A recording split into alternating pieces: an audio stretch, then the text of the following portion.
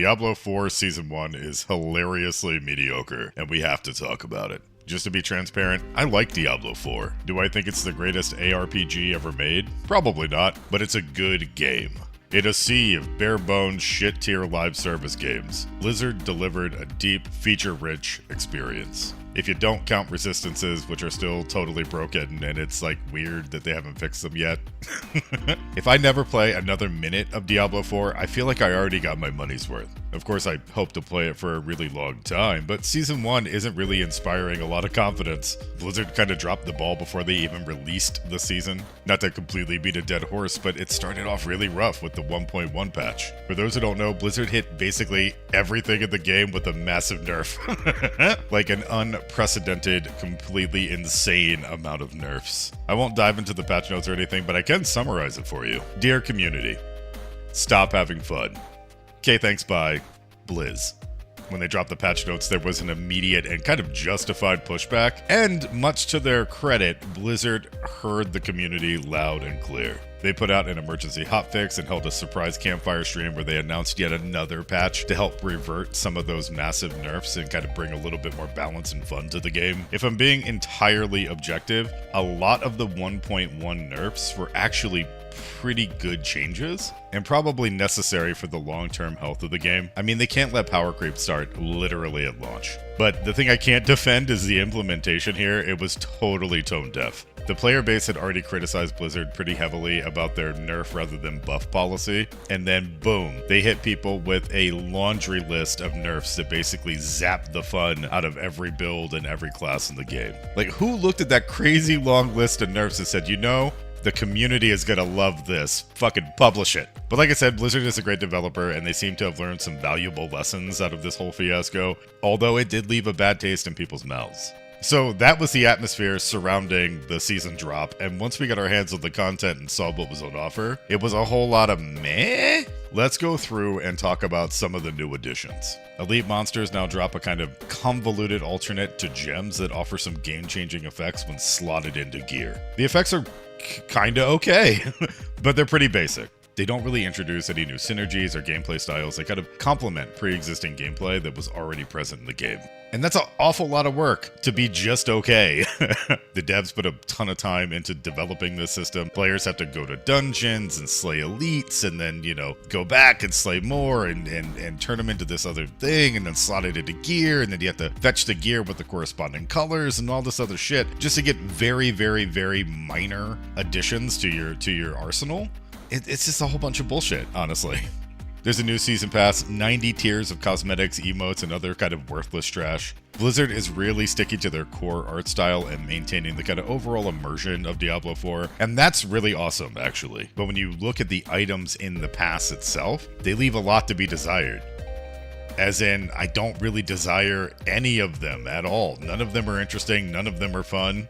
Inside of the pass, there's also this new item called Smoldering Ashes, which on the surface is actually pretty cool, but they do make me pretty nervous. You unlock them as you progress the pass and then use them on season-long buffs like monsters drop more rare items or enhanced XP, like things like that. Right now, it's fine, but it's also not hard to imagine Activision making some minor changes and turning this into a pay-for-power type kind of system. Bare minimum, this could easily be turned into a pay-for-progress kind of system where like, oh, okay, cool. Just buy ashes and then you'll get XP boosts and you'll level up faster, like that kind of shit. Seems like it's not going to be that terrible, but always ends up kind of wrecking games. All of these systems are also wrapped up in an overarching seasonal journey that you have to progress in order to unlock battle pass progression and new seasonal affixes. They're totally mid. Once again, it's nothing bold, nothing interesting. They're not doing anything particularly new. They're just mild bonuses to pre-existing build archetypes that we're already playing. And the same deal for uniques as well. Nothing really fantastic. I think they're so scared to put anything overpowered into the game that everything seems a little underpowered or, you know, just frankly, on the surface, not that interesting. Just the kind of uniques you don't necessarily get excited about. The seasonal journey itself is fine, but it's that's actually kind of boring. It's mostly just rewarding you for ranking up. It's not really a system that you have to pay attention to or you feel like you have to actively engage with it. Every once in a while, you might go out of your way to do something that you wouldn't normally do, or frankly, something that like isn't a good idea, like buying a worthless key from the purveyor of curiosities. Like that's something I wouldn't do in normal gameplay because those keys are actually a waste of currency. And all of this new content is kind of threaded along a brand new seasonal quest line, which is also extremely just all right. It teaches you the basics of the new system, but frankly, it's nothing really to write home about. And that pretty much summarizes it. Is Season 1 good? Well, Diablo 4 is a good game, and Season 1 doesn't ruin it, so therefore Season 1 is also a good game, I guess? They added some new stuff, some more cosmetics to kind of go after.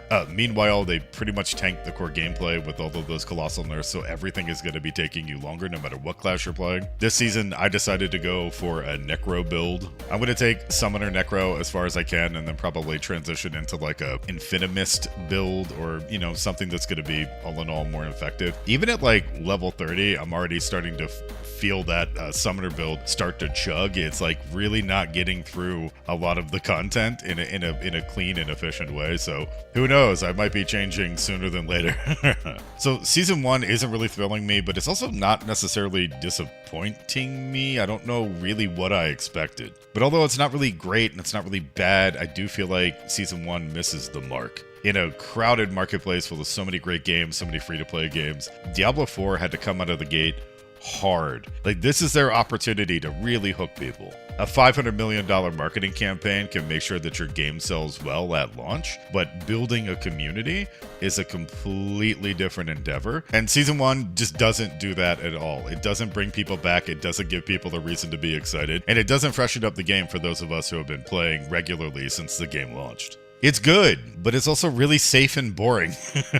It's the video game equivalent of Missionary Position. And now that it's here and we have our hands on it, we've been playing it for a while, I'm realizing that it should have just been so much more. Some new and interesting boss fights, add some additional challenge to the game, not by nerfing stuff, but by actually giving us new things, new boss fights, new everything to kind of take our pre-existing builds, not just our new seasonal ones, to the next level. And also kind of addressing that level 80 to 90 kind of dead zone and end game, maybe putting a new capstone in, something that kind of cuts down the monotony, because once you hit 70, it is a really arduous task to push all the way to 100 and fight Uber Lilith, something I haven't even accomplished yet, frankly, because I just kind of got bored, I got burnt out.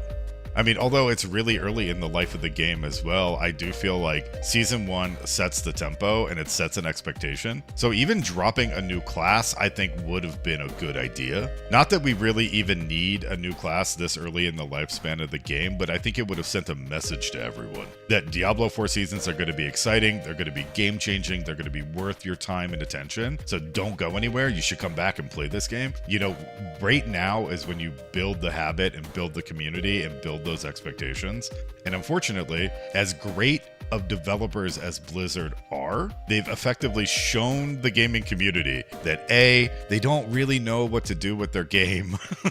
B, they're making updates based on fear, not on fun. And C, and this one's the one that hurts, they're more worried about maximizing your engagement time as a player than they are bringing you incredible thrills and fantastic content that you're going to enjoy. They're trying to get you hooked, they're not trying to entertain you. I don't think this season is a disaster, but I also don't know if I'm going to finish the Battle Pass. I'm definitely going to keep playing, though. And it has less to do with Season 1 content and more just the fact that I think the core gameplay loop of Diablo 4 is fun and rewarding. And it's a great game to play with friends. I enjoy it kind of casually. That's why I picked Necro, because I was like, you know what I'd love to do? I'd love to autopilot through as much of this season as possible. But hey, thank you so much for watching. I really appreciate it. Drop a comment. I'm really curious to hear if you're enjoying Season 1. Was it a fantastic success in your opinion, or are you kind of disappointed and left wanting? But I hope you have a great day, and I will talk to you again very soon.